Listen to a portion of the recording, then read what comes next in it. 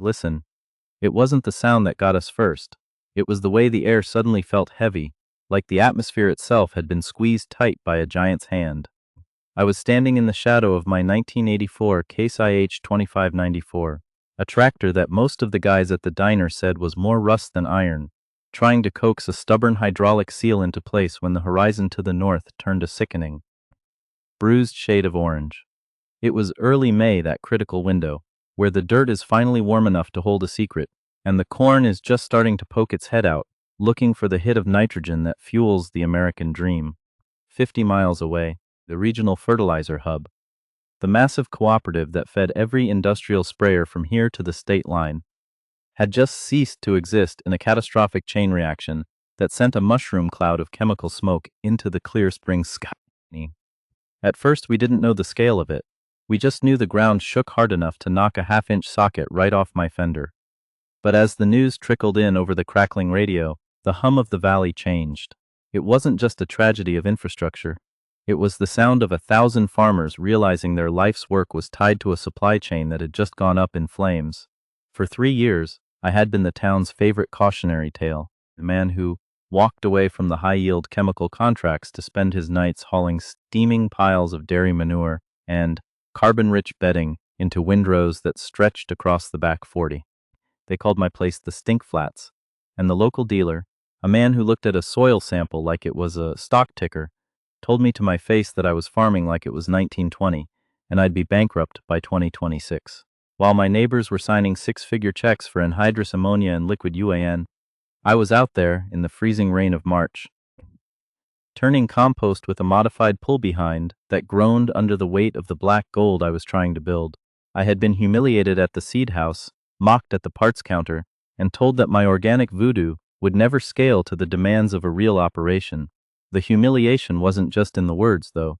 It was in the silence that followed. When you're the only guy not doing what the co-op says, you become a ghost in your own zip code. I watched my neighbors, men I'd grown up with, pull their shiny GPS-guided rigs into the fields, injecting the earth with high-octane synthetic life, while I struggled with an aging spreader that seemed to break a shear bolt every time I looked at it funny. That Tuesday morning in May, as the smoke hung on the horizon like a dark omen, the realization hit the county like a physical blow. There was no more fertilizer coming. The tankers were empty. The rail lines were diverted, and the price of whatever was left in the tanks spiked 400% in 3 hours before the dealers just stopped answering the phones. It was the ultimate mechanical failure, not of a single engine or a transmission, but of the entire system we'd been told was foolproof. I looked down at my hands, stained deep with the dark earthy musk of the compost I'd been working into my soil for 36 months, and then I looked at the Case 2594. It was an old, tired horse, and I was an outcast with a method that everyone said was a waste of time. But as I looked across the fence line at the neighboring fields that were chemically dependent and now suddenly cut off from their IV drip, I saw the first signs of the yellowing. The corn was hungry, and the cupboard was bare. My neighbors were panicking, calling in favors, and begging for a gallon of anything that would save their investment, while my soil sat there, dark and rich, holding the biological fire I'd been tending while they laughed. The Stink Flats weren't looking so funny anymore, but the pressure was only just beginning to rise, because when you're the only one with a green field in a sea of dying yellow, you don't just become a success, you become a target. By the following Monday, the desperation in the county had curdled into something ugly and sharp.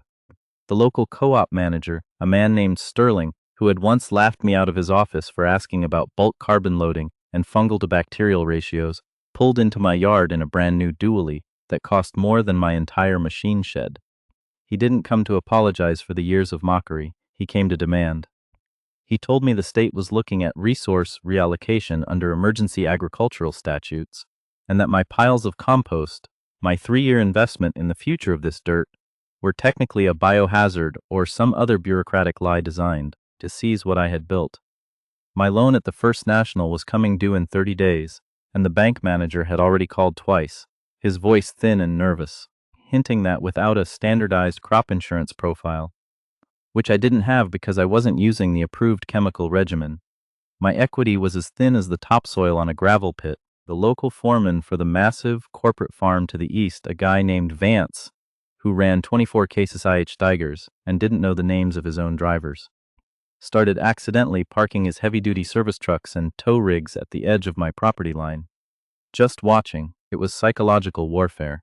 They were waiting for me to break, waiting for the old 2594 to throw a rod, or for the hydraulic pump to finally give up the ghost so they could move in and salvage the season. The pressure wasn't just coming from the road. It was the mechanical ticking clock in my ears. As we rolled into late May, the heat wave started to shimmer over the blacktop, threatening to bake the moisture out of any soil that didn't have the organic structure to hold it. My neighbor's corn was already turning a pale, ghostly white, a nitrogen deficiency that looked like a slow-motion execution, while my rows were a deep, defiant forest green, their leaves broad and waxy, drinking in the sun. I could see the neighbors through their binoculars, staring at my dirt, wondering how a failure like me was winning, while their million-dollar rigs sat idle in the sheds, because they didn't have a single drop of liquid nitrogen to spray. But I was dying inside that cab. The 2594 was weeping oil from the rear main and the local parts house, owned by the same co-op that wanted my land, suddenly lost my order for the gaskets and seals I needed to keep the old girl in the fight.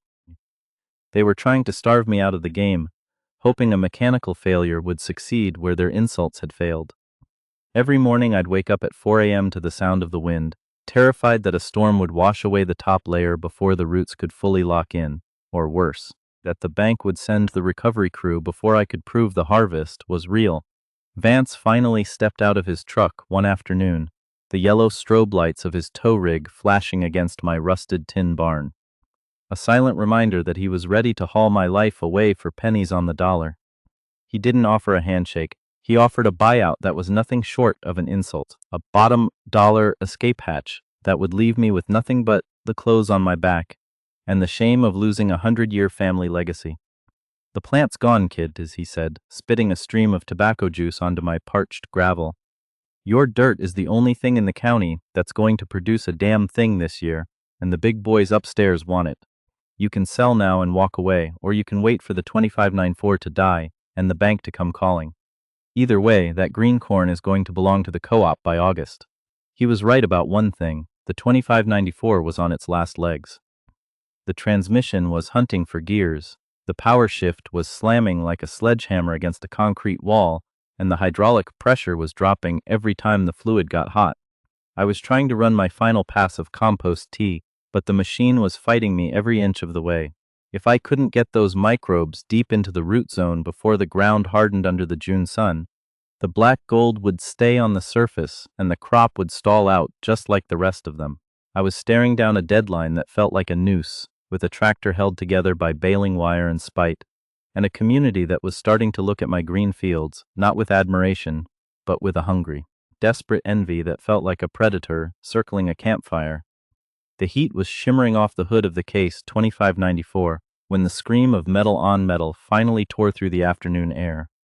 A sound so violent and final that it felt like a physical blow to my chest. It wasn't a gentle failure. It was a catastrophic seizure of the main hydraulic pump that sent a shudder through the entire chassis and left me steering with nothing but raw muscle as the tractor veered toward the edge of the drainage ditch. When the engine finally died, the silence that followed was louder than the roar of the big diesel had ever been. I climbed down, my boots sinking into the dark, damp soil of the stink flats that I had worked so hard to build, only to see a river of milky red hydraulic fluid bleeding out from under the belly of the machine, soaking into the very earth I was trying to save. It was over. I looked toward the road and saw Vancy's service truck stop. He didn't get out. He just sat there behind the tinted glass, the sun reflecting off his windshield like the cold eye of a vulture, waiting for a heart to stop beating. I knew exactly what he was thinking. No hydraulics meant no lift for the spreader, no steering, no power shift. Absolutely no way to finish the application of the microbial tea that was the only thing standing between my crop and the mounting June drought. I spent 4 hours in the grease and the dirt, my hands slick and shaking with adrenaline, only to find that the internal drive gear had sheared clean off. A failure that didn't make sense unless someone had intentionally tampered with the relief valve to spike the pressure. The co-op didn't just want my land, they wanted to make sure my machinery was as dead as my reputation, and they were willing to let a man's legacy rot in the field to prove a point. I sat in the dirt, the afternoon sun beating down on the back of my neck, and looked toward the old cedar shingle shed at the far north corner of the property, the one my grandfather had told me never to tear down because you never know when the world will forget how to fix itself inside. Buried under 3 decades of dust, rusted chains, and mouse nests was an old Berkeley centrifugal pump that used to run the orchard lines before the deep well electrics took over the valley. It was a relic, a heavy iron beast that didn't need a tractor's sophisticated, closed-center hydraulic system to function. It just needed a PTO shaft, a belt, and a prayer. Beside it sat a hidden piece of the past that I hadn't thought about in 20 years, a home-built, heavy-duty transfer case Grandpa had fabricated out of an old truck transmission to run high-pressure irrigation lines if the main power units ever went down. It was crude, it was over-engineered, and in that moment it was the most beautiful thing I had ever seen. I didn't need the 2594's fancy computer-controlled hydraulics to save this crop. I just needed a way to move fluid. I spent the next 18 hours straight, fueled by nothing but black coffee, a stick welder, and a refusal to be the man who let his family's name die in the dust. I stripped the shattered pump out of the case, bypassed the entire steering and lift circuit with a series of high-pressure bypass valves I'd scrounged from an old junked combine in the woods, fabricated a custom steel mount to bolt the Berkeley pump directly onto the case's rear PTO output. It was a mechanical heresy, a Frankenstein fix that would have made a modern dealership technician faint or revoke a warranty on the spot. But as the sun started to peek over the horizon on the second day, I climbed back into the cab with a heart hammering against my ribs. The 2594 groaned, the starter protesting the thick, cold oil, but then the big 6-cylinder roared to life with a puff of black smoke that signaled it was ready for one more fight. I reached back and engaged the PTO lever, and instead of the high-pitched, dying whine of a failing hydraulic system, I heard the deep, guttural thrum of the Berkeley pump biting into the compost tea. It was an old-school, high-volume flow that the spreader wasn't even designed for, but with a few more improvised tweaks to the nozzles and a manual pressure relief bypass, I rigged using an old radiator hose and a brass gate valve. I had a system that was actually more efficient than the factory original. I wasn't just back in the game. I was playing by a set of rules that the co-op and their corporate masters didn't even understand. They relied on proprietary software, fragile supply chains, and specialized parts that could be switched off with a phone call or a regional disaster. I was running on cast iron gravity and the mechanical intuition of a generation they thought was extinct. As I pulled back into the field, the spray misting behind me in a perfect dark arc that smelled of life and rich earth, I saw Vance's truck peel out from the shoulder, kicking up a cloud of dry gravel in his wake. He knew I'd found a hole in his plan. The technical failure that was supposed to be my funeral had become the catalyst for a fix so simple and robust that it couldn't be sabotaged. And as I looked at the deep green of my corn against the yellowing despair of the neighbors' fields, I knew the tide was finally starting to turn. By the time the calendar flipped into the sweltering humidity of mid-June, the Stink Flats had become the most controversial 300 acres in the state. From the gravel shoulder of Highway 12, the property line looked like a border between two different worlds. To the east and west, my neighbor's corn was curling into tight gray needles, a survival mechanism called pine treeing that happens when the plant realizes the soil is a dry, nutrient-free tomb. But my fields were a deep, thrumming emerald, the stalks already waist-high and surging with a vigor that seemed to defy the very laws of physics. The word had gotten out that the crazy kid with the manure hadn't just survived the fertilizer plant explosion. He was thriving in spite of it. It started with 1 or 2 trucks parked by the fence line at sunset, old-timers in meshback caps just leaning against their tailgates and staring in a silence that was heavy with a mix of awe and regret. Then came the local news crew from the city, their polished SUV looking wildly out of place next to my mud-caked case 2594. They wanted to know about the miracle crop, but I didn't give them a miracle. I gave them the truth about biology, about the 3 years I'd spent feeding the soil instead of just the plant, and about the Berkeley pump rig that was still screaming its high-pitched defiance from the rear of the tractor. I was no longer the town's cautionary tale. I was becoming their only hope, and that was a far more dangerous position to be in. The real shift happened on a Tuesday morning when a convoy of trucks pulled into my yard, led not by Vance's tow rig, but by Sterling himself, the co-op manager who had tried to have me liquidated only weeks before. He wasn't alone. Half a dozen of my neighbors followed him, men whose families had farmed this valley for 4 generations, men who had looked the other way when the bank came calling. They stood in a semicircle near the machine shed, their eyes darting toward the green horizon of my North 40. Sterling didn't have his usual swagger. His shoulders were slumped, and he held a soil probe like a white flag of surrender. He told me the chemical shipments were officially canceled for the rest of the year, that the crop reserves were dry, and that the valley was staring at a total crop failure that would bankrupt every third family in the county. "We were wrong, Elias," he said, the words sounding like they were being pulled out of him with pliers. "We looked at your numbers and thought you were playing a losing hand. But we weren't looking at the dirt. We were looking at the ledger." The neighbors didn't say much, but they didn't have to. The way they looked at my Frankenstein pump and the dark, crumbly earth beneath their boots said everything. They weren't there to take my land anymore. They were there to ask how I'd done it, and if there was any chance the black gold I'd been brewing could be scaled up in time to save what was left of their livelihoods. I stood there with a grease-stained rag in my hand, looking at the men who had mocked me, and for a second, I felt the urge to tell them to get off my property. I thought about the 3 years of isolation, the jokes at the diner, and the way the bank had been coached to squeeze me.